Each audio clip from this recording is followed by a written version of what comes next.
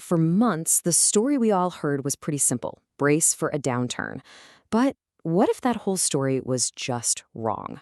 The analysis we're breaking down today, well, it paints a completely different picture. One of a booming economy that didn't just ignore the gloomy forecasts, it totally shattered them. And it really all starts with this feeling, which is captured perfectly in our source material. See, this isn't just about good economic numbers. It's a political "I told you so."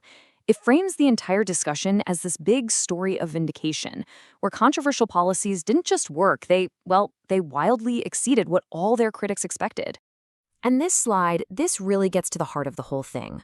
On one side, you had this widespread fear that policies like tariffs were going to crater the economy. But the argument we're digging into today is that the actual data tells the exact opposite story, one of growth and, economic health. This is the core tension we're going to be unpacking: what the experts predicted versus what actually happened. This quote from the Wall Street Journal really hammers the point home. The argument isn't just that the economy is doing well, but that this success story is being completely overlooked, that it's the biggest story out there, that for whatever reason, no one is telling. Okay, so let's get into the numbers. The entire argument we're looking at really hinges on a few key metrics that just completely defied all the forecasts. And here it is, the centerpiece: 4.3% GDP growth in the third quarter. Now, this isn't just some number. It is the bedrock of the entire argument. It's a really powerful signal that the economy wasn't just stable, it was expanding at a remarkable and, frankly, very unexpected pace. And this chart just illustrates that surprise perfectly. The consensus forecast, what everyone thought would happen, was a pretty healthy 3.3%. But the actual result? It blew past it by a full percentage point. This is what's behind that "I told you so" feeling. The experts got it wrong, and not by a little, but by a significant margin. And this growth wasn't just some abstract number. You could feel it on Wall Street. The source points out that the S&P 500 hit its 39th record close for the year. That shows market confidence was just soaring right alongside the GDP. So, what about those tariffs?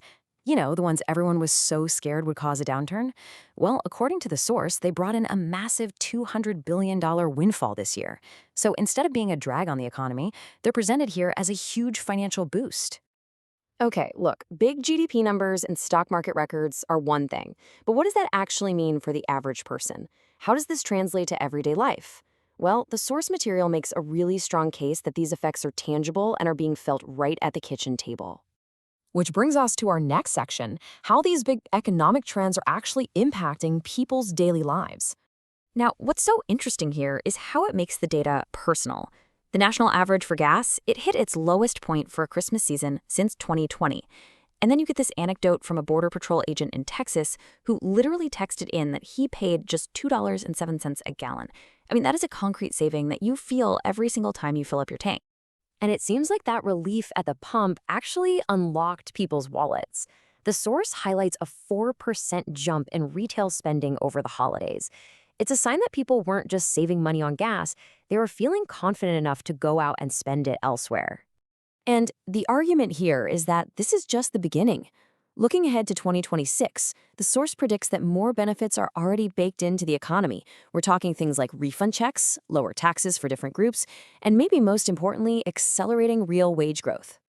So, what's the strategy behind all of this? How did it happen? The source uses a really powerful historical comparison to describe the economic playbook at work. To explain the strategy, one panelist used this pretty provocative analogy. It's a comparison that's clearly designed to bring to mind a very specific economic philosophy, supply-side economics, but it suggests it's being done with even more force than back in the Reagan era. And here's how that strategy breaks down. It's really a multi-pronged approach. First, you lower taxes to stimulate business investment. At the same time, you use tariffs on imports to generate new revenue.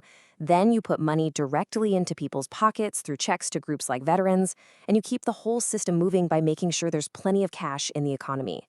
The whole idea is to fuel growth from a bunch of different angles all at once. So with that playbook in place, what does the future hold?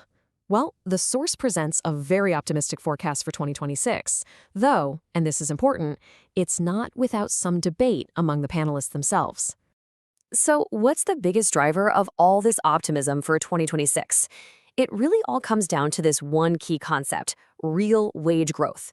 Now, this isn't just about getting a raise, it's about your paycheck actually buying more stuff than it did before. It is a critical factor for the financial well-being of everyday people. And one of the boldest predictions cited in the source is for the housing market. The chief economist for the National Association of Realtors is projecting a potential 14% explosion in existing home sales. If that actually happens, it would be a huge breakthrough for a sector that's been kind of sluggish for years. But this is exactly where that debate comes in. On one side, you have what's called the lock-in effect. This idea that people with these super low 3% mortgages just won't want to sell and take on a much higher rate. But the counter-argument is really simple. Real life happens, right? People need to move for jobs, for family, for retirement. The panelists argue this reality is just going to override the simple math of mortgage rates. So the picture painted by our source is pretty clear. It's a story of surprising growth, real relief for consumers, and a very bold economic strategy. It's a powerful counter-narrative to all those predictions of doom and gloom. But it also leaves us with this huge lingering question, the elephant in the room: can this kind of high-octane growth overcome the massive headwind of a $30 trillion national debt? That's the ultimate challenge that will determine if this boom is really built to last.